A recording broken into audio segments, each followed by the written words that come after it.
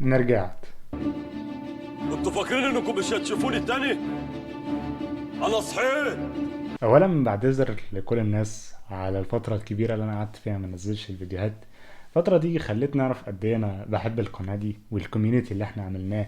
ناس بقت تساعد بعض، الناس عندها طموح وبتتحرك، وده الغرض من القناه. يعني حتى وانا ما نزلش فيديوهات الناس لسه بتتواصل معايا وبرد عليها، وفي يعني امل، في تفاؤل. وده اللي انا عايز اوصل له من القناه دي. غير كده الوقت ده كمان خلاني افكر في شوية حاجات وافكار عايز اعملها، واعتقد هتعجب وهتساعد ناس كتير قوي. بالنسبة لي بقى انا قعدت الفترة دي ما بنزلش فيديوهات، فهي لوكشة اسباب كده جت مع بعض في وقت واحد. الناس اللي قديمة في القناة ومتابعاني عارفة ان انا درست في جامعة اخن، وبعد ما خلصت كمان قعدت هناك اشتغلت فترة. بس غيرت المدينة ورحت برلين. اه والله زي ما بقول لك كده رحت برلين، وعايز انزل فيديو مخصوص عن برلين عشان دي حاجه لوحدها. يعني دي ملهاش علاقه بالمانيا، المانيا حاجه وبرلين حاجه تانية خالص، دي قصه لوحدها. فمن غير ما نخش في التفاصيل، هيبقى في فيديو مهم قوي عن الموضوع ده، ايه الحاجات اللي عجبتني وايه اللي ما عجبنيش والقصص دي كلها. تاني حاجه وده السبب بقى اللي خلاني اغير المدينه اصلا، ان انا جالي شغل جديد من شهر 8 اللي فات. بدأت شغل جديد في شركة اسمها زالاندو، شركة كبيرة قوي في برلين، ومن وجهة نظري من أنجح الشركات التكنولوجية اللي اتعملت في برلين أو ألمانيا، يعني في آخر 10 15 سنة. شركة عملاقة، يعني بابليك اللي هي مدرجة في البورصة يعني، وتقييم بقى مليارات الدولارات وقصة تانية كده. برضو ناوي ان انا اعمل فيديو بقى عن القصة دي، اتقابلت ازاي، الشغل عامل ايه، الحاجات اللي حبيتها واللي ما حبيتهاش في الشركات العملاقة دي، عشان دي اول مرة اشتغل في شركة بالحجم ده. فحاجة انترستنج برضو عايز ابقى اتكلم عليها. تالت سبب وده حاجة برضو عايز الناس تبقى فاهمة، عشان هي حاجة مهمة بالنسبة لي وكانت مضايقاني بقى لي فترة، وهي الايديتنج بتاع الفيديوهات دي. يعتبر 75% من الوقت اللي انا بقضيه في عمل الفيديوهات دي في الايديتنج، وده حاجه بالنسبه لي مزعجه جدا.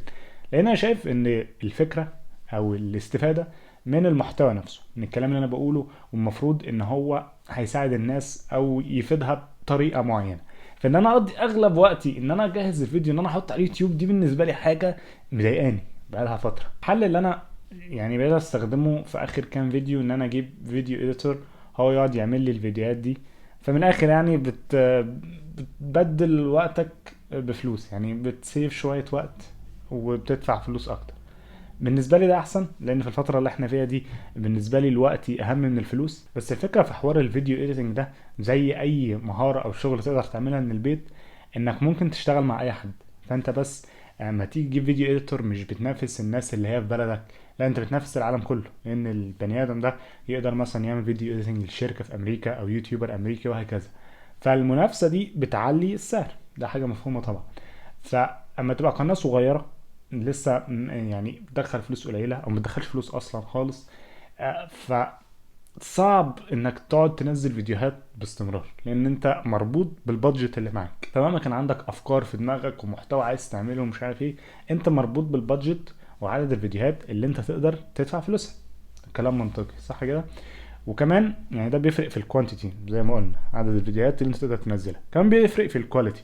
بتجيب طبعا فيديو اديتور بيبقى بروفيشنال وبيطلع لك مونتاج حلو، انيميشن وحركات ومش عارف ايه والكلام ده كله، بس في شويه حاجات انت بتبقى متخيلها بطريقه معينه، هي دي اللي هتوصل المعلومه للمشاهد بالطريقه اللي انت عايزها. صعب تشرح للفيديو اديتور إيه انت عايز ايه، صعب توصل له ايه اللي في دماغك، عكس لو انت قاعد بتعملها انت، فانت متخيل ايه الحاجات اللي المفروض تظهر، ايه الكلام اللي المفروض يتكتب، بحيث مع الشرح اللي انت بتقوله الاتنين مع بعض يوضح البوينت اللي انت عايز تقولها. صح كده؟ فده برضو بالنسبه لي كان حل مش احسن حاجه، لاني كنت مربوط بعدد الفيديوهات اللي انا منزلها، مش بنزل كتير، وفي نفس الوقت في حاجات ببقى عايزها بطريقه معينه وما بعرفش اعملها.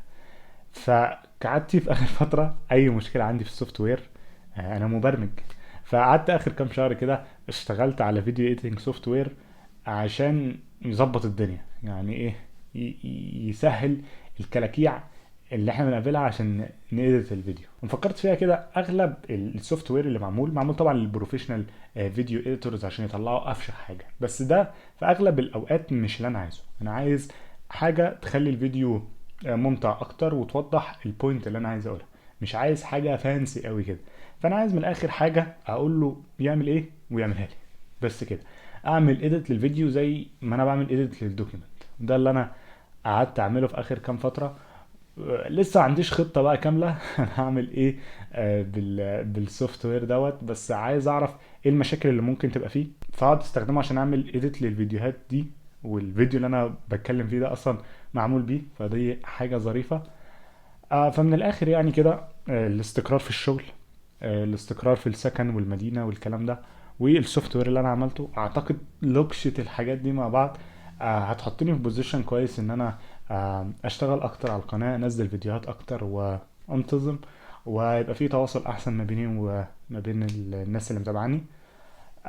فما تنساش بقى اللايكات، اشترك في القناه مش مشترك، فعل جرس التنبيهات، وهسيب لينك الانستجرام بتاعي تحت. روح اعمل لي فولو هناك. كان معاكم محمد جامع، نشوفكم في الفيديوهات اللي جايه. سلام.